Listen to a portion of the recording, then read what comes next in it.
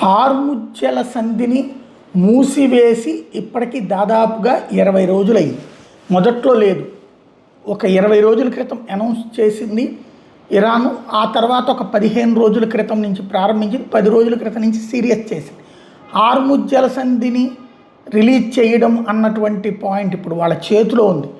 దాన్ని 48 గంటలు రిలీజ్ చేయమని మొన్న వార్నింగ్ ఇచ్చినటువంటి ట్రంప్ ఆ తర్వాత 5 రోజులు అయింది, ఇప్పుడు 10 రోజులు అవుతుంది. ఇప్పుడు తాజాగా చర్చలు జరుగుతున్నాయి అంటూ మరొక వైపున హార్ముజ్ జలసంధిని విడిచిపెట్టండి లేదంటే తీవ్ర పరిణామాలు ఎదురుతాయని మరొకసారి హెచ్చరిస్తున్నాడు ట్రంప్.